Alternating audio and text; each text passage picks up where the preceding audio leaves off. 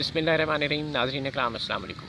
सितंबर 1965 की जंग से मुतल्लिक अपनी यादाश्तें बयान करते हुए उस वक़्त के वफाकी सेक्रेटरी इत्तलाआत, पाकिस्तान के नामवर सिविल सर्वेंट, सहाफ़ी, दानिश्वर और कुरान मजीद का अंग्रेज़ी में तर्जमा करने वाले जनाब अल्ताफ़ गौहर कहते हैं, 65 की जंग साजिश नहीं थी, लेकिन फिर भी बाज़ बातें खटकती हैं। मसलन जिब्राल्टर साजिश महसूस होता है। फरवरी 65 में ये भुट्टो अजीज़ अहमद और ISI ने काबीना की इंटेलिजेंस कमेटी में पेश किया, जिसे सुनकर अयूब खान ने सबको डांट दिया और कहा, मैंने तुम लोगों को सिर्फ कश्मीर पर नज़र रखने और भारत पर दबाव बढ़ाने का कहा था, लेकिन तुमने जंग की तैयारियां शुरू कर दी। इस मीटिंग में भुट्टो सारा अरसा खामोश रहे, लेकिन सेक्रेटरी खारजा अजीज़ अहमद गर्मजोशी दिखाते रहे। फिर मैं अयूब खान के साथ रूस चला गया तो वहाँ एक रोज़ सदर ने बताया, इन लोगों ने मेरी गैर मौजूदगी में जंग छेड़ दी है। हम वापस आए तो मुल्क में रन ऑफ कच्छ का बड़ा यूफोरिया था।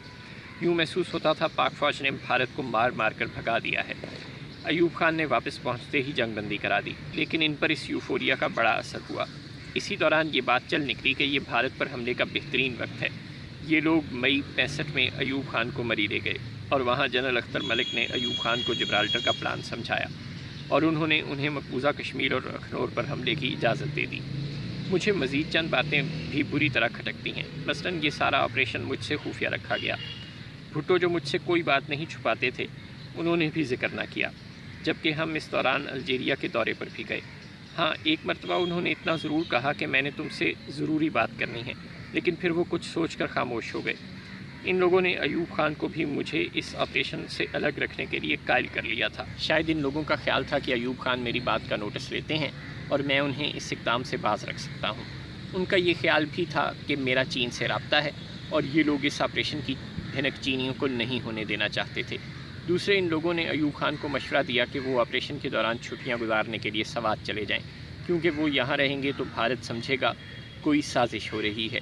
अयूब खान ने उनकी ये बात भी मान ली। वो सवात चले गए और वहाँ उन्होंने शाह वलीउल्लाह का मुताला शुरू कर दिया। अयूब खान के जाने के बाद इन लोगों ने फ़ौजी जवानों को छुट्टियाँ दे दी। भुट्टो और अजीज़ अहमद मेरे सामने अयूब खान को यकीन दिलाते थे कि उन्हें गारंटी दे दी गई है कि भारत बैनुल-अक़वामी बॉर्डर क्रॉस करके पाकिस्तान पर हमला नहीं करेगा।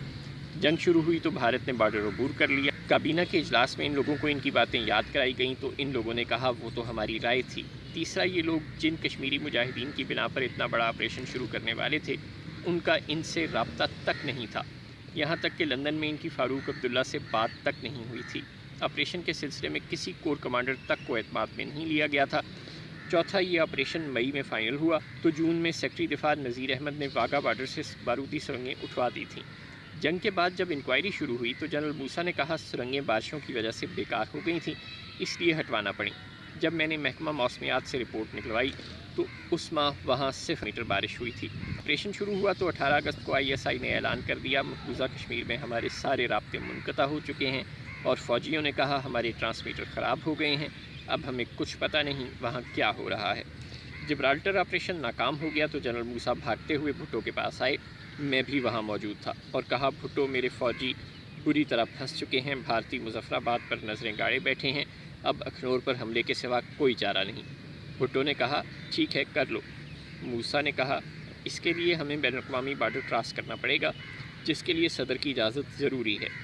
भुट्टो फ़ौरी तौर पर सवात गए और अयूब खान का आर्डर ले आए, जिसके बाद हमारी फ़ौजें भारतीय सरहद अबूर करके अखनौर की तरफ बढ़ना शुरू हो गईं। वहाँ उन्हें बुरी तरह मार पड़ी। जब अयूब खान सवात से वापस रावलपिंडी आए तो इन लोगों ने उन्हें फतूहात की गलत रिपोर्टें पेश करना शुरू कर दीं, लेकिन वो मामले को भांप गए और उन्होंने ऑपरेशन की कमान जनरल अख्तर मलिक से लेकर जनरल याहिया खान को दे दी। 4 सितंबर 65 को भारत में हमारे हाई कमिश्नर मियाँ अरशद हुसैन ने तुर्की के सफ़ीर को एक पैगाम दिया, जिसने वो पैगाम इस्तांबुल भेजा और वहाँ से कराची में तुर्की के सफ़ीर को पास कर दिया गया। उसने उसी रात ये पैगाम पाकिस्तान के सेक्रेटरी खारजा अजीज़ अहमद तक पहुँचा दिया। उन्होंने पैगाम पढ़ा तो इसमें लिखा था, भारत 6 सितंबर को पाकिस्तान पर हमला करने वाला है। वो फ़ौरी तौर पर भुट्टो के पास पहुँचे और उन्हें ये पैगाम दिखाया। भुट्टो ने ये पैगाम पढ़ने के बाद कहा, अरशद हुसैन नर्वस हो गया है, ऐसे ही बेतुकी बातें कर रहा है, ये ख़त अयूब तक पहुँचा तो वो घबरा जाएगा, तुम जाकर सो जाओ। जंग के बाद जब अरशद हुसैन ने पाकिस्तान काबीना के इजलास में शोर मचाया तो भुट्टो और अजीज़ अहमद के पास इसका कोई जवाब नहीं था। 4 सितंबर को मैं और वज़ीर इत्तलाआत शहाबुद्दीन ढाका थे। वहाँ शाम को हमने रेडियो पर भारतीय वज़ीर आज़म लाल बहादुर शास्त्री का वो खिताब सुना जिसमें उन्होंने कौम को जंग के लिए तैयार रहने की साफ साफ हिदायत की थी। تقریر ختم ہوتے ہی میں نے شہاب الدین سے کہا اب یہاں 1 منٹ کے لیے ٹھہرنا بے وقوفی ہوگی، ہمیں فوری طور پر مشرقی پاکستان سے نکل جانا چاہیے۔ ہم 5 ستمبر کو ڈھاکہ سے کراچی آ گئے۔ یہ ڈھاکہ سے مغربی پاکستان آنے والی آخری فلائٹ تھی۔ یہاں آ کر انکشاف ہوا کہ لال بہادر شاستری کی اس تقریر کی اطلاع ایوب خان کو فارن آفس نے دی، نہ ہی GHQ نے، یہاں تک کہ 6 ستمبر کی صبح ایوب خان کو ایئر فورس کے ایک آفیسر نے جگا کر خبر دی تھی کہ بھارت نے ہم پر حملہ کر دیا ہے۔ میں 6 ستمبر کی صبح اسلام آباد ایئرپورٹ پر اترا تو میرے جوائنٹ سیکرٹری نے بتایا صدر آپ کو طلب کر رہے ہیں۔ میں ایوان صدر پہنچ گیا، وہاں باہر وزراء کھڑے آپس میں باتیں کر رہے تھے۔ صدر کا ملٹری سیکرٹری ملا اور کہا صدر کا حکم ہے آپ فوری طور پر ان کے لیے تقریر لکھیں۔ صبح آغا شاہی اور بھٹو نے تقریر لکھی تھی لیکن صدر نے وہ مسترد کر دی۔ میں نے کہا جناب جب تک میں صدر سے بات نہ کر لوں تقریر کیسے لکھ سکتا ہوں؟ ملٹری سیکرٹری نے صدر کو GHQ فون کر دیا، وہ فوری طور پر آ گئے۔ میں نے دیکھا وہ بہت مطمئن تھے، مجھ سے معمول کے مطابق حال احوال پوچھا، ڈھاکہ کی حالت پوچھی، بعد ازاں بتایا۔ صبح امریکی سفیر آیا تھا اور مجھے کہنے لگا mister president the Indians have got you by the neck. تو میں نے کہا the Indians don't know the people they have taken on. میں نے فوراً کہا سر بس ٹھیک ہے، میں سمجھ گیا آپ کو کس قسم کی تقریر چاہیے، اور اس کے بعد میں نے 65 کی جنگ کی وہ مارکا دولارا تقریر لکھی جس نے پوری قوم کا مورال بلند کر دیا۔ یہ تقریر دن 11 بجے ریکارڈ ہوئی تھی، میں نے 10:30 بجے یہ مکمل کی۔ ایوب خان نے پڑھی، میں نے لکھا تھا آئی ہیو ورچولی، تو انہوں نے ورچولی کاٹ دیا۔ تقریر ریکارڈ ہو گئی تو اس تقریر کا اردو میں ترجمہ کیا گیا۔ اس تقریر کے بعد صدر کی تمام تقریروں کا بوجھ مجھ پر پڑ گیا۔ مجھے یاد ہے میں نے جنگ کی اختتامی تقریر لکھی اور کاتب اس مقام پر آیا کہ ہم فائر بندی کر رہے ہیں تو اس نے رونا شروع کر دیا۔ میرے پاس آج بھی تقریر کا وہ صفحہ موجود ہے جس پر کاتب کے آنسوؤں کے نشان ہیں۔ 65 کی جنگ کوآرڈینیشن کی بدترین مثال ہے۔ فوج کو یہ پتہ نہیں تھا کمانڈر ان چیف کہاں ہے، اور کمانڈر ان چیف کا نیوی سے کوئی رابطہ نہیں تھا۔ ایئر مارشل نور خان سے پوچھیں تو وہ بتاتے فوج تو لڑ ہی نہیں رہی، سارا کام ایئر فورس کو کرنا پڑ رہا ہے۔ پیچھے رہ گئے نیوی والے تو وہ کراچی میں بیٹھ کر جھوٹی فتوحات کا اعلان کر رہے تھے۔ جنگ کے لیے تیاری سرے سے نہیں تھی اور حکمت عملی کی یہ حالت تھی۔ ان لوگوں نے ایئر مارشل اسر خان کو جس نے پاک فضائیہ کی بنیاد رکھی، جس نے اسے اسٹیبلش کیا، اسے جولائی میں ریٹائر کر دیا اور ان کی جگہ ایئر مارشل نور خان کو لگا دیا جو عرصہ سے کمرشل لائن اختیار کر چکے تھے۔ کشمیر کمیٹی نے کشمیریوں سے کوئی رابطہ نہ کیا۔ مقبوضہ کشمیر میں جبرالٹر آپریشن یعنی گوریلا جنگ کے لیے ایسے کمانڈر بھیج دیے گئے جن کا کمانڈر کرنل غفار مہدی چیخ چیخ کر کہہ رہا تھا میرے لوگ اس قابل نہیں، انہیں وہاں نہ بھیجو، شہریوں کی کوئی تربیت نہیں، جنگ ہو رہی ہے اور لوگ چھتوں پر کھڑے ہو کر ہوائی جہازوں کی لڑائی کا نظارہ کر رہے ہیں۔ یہ جنگ نہیں ہڑبونگ تھی۔ جنگ کے دوران ہمارے پاس ہتھیار ختم ہو گئے، سرحدوں پر صورتحال بہت خراب تھی، مشرقی پاکستان سے کوئی رابطہ نہیں تھا۔ ایک روز ایوب خان نے مجھ سے پوچھا اب کیا کریں؟ میں نے کہا سر آپ کے پاس چین کا کارڈ ہے، آپ وہ استعمال کیوں نہیں کرتے؟ ایوب خان چونک اٹھے اور کابینہ کی میٹنگ بلا لی۔ پھر اسی رات وہ خفیہ طور پر چین چلے گئے۔ ہم نے یہ بات ان کے گھر والوں تک سے چھپائی تھی۔ صبح بیرا معمول کے مطابق بیڈ روم میں چائے لے کر گیا، واپسی پر پیالی خالی تھی۔ گارڈز تک کو یہ علم نہیں تھا کہ صدر ایوان صدر میں موجود نہیں ہیں۔ چین میں چوئن لائی نے ان سے کہا ہم آپ کی پوری مدد کریں گے۔ ایوب خان نے پوچھا کہاں تک؟ اس نے جواب دیا جہاں تک تم کہو گے۔ ایوب نے حیران ہو کر کہا آپ بہت بڑا رسک نہیں لے رہے؟ وہ بولا نہیں، ہم نے سوچ لیا ہے، تم جنگ لڑو، خواہ تمہیں پہاڑوں تک پسپا کیوں نہ ہونا پڑے۔ تم ہم سے جو چاہو گے ہم دیں گے، لیکن ہم سے غلط بیانی نہ کرنا، کیونکہ دوستوں میں یہ نہیں ہونا چاہیے۔ ایوب خان واپس آئے تو وہ ڈبل مائنڈڈ تھے۔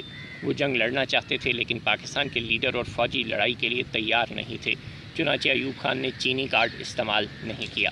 65 کی جنگ میں بھٹو کا کردار بہت برا تھا۔ بھٹو کا مزاج سازی تھا، وہ جھوٹ بہت بولتا تھا، اس میں دوسروں کو بے وقوف بنانے کی ساری صلاحیتیں موجود تھیں۔ اس نے ایوب خان کو بے وقوف بنایا کہ ہمیں گارنٹی مل گئی ہے بھارت پاکستان پر حملہ نہیں کرے گا۔ جنگ کے دوران اسے ڈر تھا ایوب خان اس کے اور جنرل موسیٰ کے خلاف انکوائری آرڈر نہ کر دے، لہٰذا وہ سیکیورٹی کونسل میں بھی جانے کے لیے تیار نہیں تھا۔ ایک مرتبہ تو SM ظفر گئے، جب بھٹو کو یقین ہو گیا کہ اس نے حکومت سے تو بے دخل ہو ہی جانا ہے تو اس نے سوچا چلو اب عوام کو ہی اپنے ساتھ شامل کر لوں۔ پھر وہ سیکیورٹی کونسل گیا، وہاں اس نے وہ تقریریں کیں کہ خدا کی پناہ، تاشکند میں وہ ہمارے ساتھ تھا۔ اس دوران اس نے ایوب خان کی کسی بات کی مخالفت نہیں کی۔ میں اور وہ معاہدوں کے لیے ڈرافٹ تیار کرتے رہے، وہ مجھے بریف کرتا تھا اور میں ڈرافٹ تیار کرتا تھا، لیکن جب وہ واپس پاکستان پہنچا تو اس کا رویہ بدل گیا۔ اس نے سب کچھ ایوب خان کے کھاتے میں ڈال دیا۔ بھٹو میں جواری کی خو تھی، اسے صورتحال سے فائدہ اٹھانے کا ملکہ حاصل تھا۔ پاکستان آ کر اس نے محسوس کیا عام آدمی جنگ بندی کے سخت خلاف ہے، لہٰذا اس نے معاہدہ تاشکند کے خلاف تقریریں شروع کر دیں۔ فوج کو بھی بدنامی کا ڈر تھا، لہٰذا وہ لوگ بھی بھٹو کے ساتھ شامل ہو گئے کہ جی ہم تو لڑنا چاہتے تھے لیکن ایوب خان نہیں لڑا، جبکہ فوجی جرنیل بالکل لڑنا نہیں چاہتے تھے، ان کے پاس تو اسلحہ تک نہیں تھا۔ وہ ایوب خان کے خلاف تحریک میں اس لیے شامل ہو رہے تھے کہ انہیں خوف تھا کہیں ایوب خان انکوائری کمیٹی نہ بٹھا دے، کہیں انہیں نکال نہ دے۔ دوسری طرف ایوب خان خود کو اس سانحہ کا مجرم قرار دیتے تھے۔ وہ ساری شام تنہا اور خاموش بیٹھے رہتے تھے۔ مجھے روز شام 6 بجے ان کا فون آ جاتا تھا۔ میں وہاں پہنچتا تو وہ چھوٹا سا ریڈیو لیے بیٹھے ہوتے تھے۔ میں سامنے خاموشی سے بیٹھ جاتا، وہ کوئی بات نہیں کرتے تھے۔ گھنٹہ 1.5 گھنٹہ بعد مجھے خدا حافظ کہتے تھے۔ کبھی کوئی کتاب پڑھ رہے ہوتے، میں جاتا تو مجھے پڑھ کر سناتے۔ وہ ان دنوں ایک فقرہ بہت دہراتے تھے، one fatal mistake and you lost the war. میں دل میں پوچھتا تھا وہ مہلک غلطی کون سی تھی، تو اندر سے آواز آتی تھی اکھنور، کیونکہ ان لوگوں نے طے نہیں کیا تھا کہ اس پر پہلے حملہ کرنا چاہیے یا آخر میں۔ ایوب خان پورے 2 ماہ اس کشمکش کا شکار رہے۔ مجھے ڈر تھا شاید یہ شخص اب پوری زندگی اس سے نہ نکل پائے گا۔ انہوں نے پوری زندگی کسی دوسرے کو 65 کی جنگ کا الزام نہیں دیا۔ وہ پوری زندگی خود کو مجرم قرار دیتے رہے۔ وہ دراصل ایک کمانڈر تھے، اچھے کمانڈر۔ جناب الطاف گوہر کی یہ یادداشتیں ان کے جناب جاوید چودھری کو دیے گئے انٹرویو سے اخذ کی گئی ہیں۔ جاوید چودھری صاحب نے الطاف گوہر کا یہ انٹرویو اپنی کتاب گئے دنوں کے سورج کا حصہ بنایا۔ السلام علیکم۔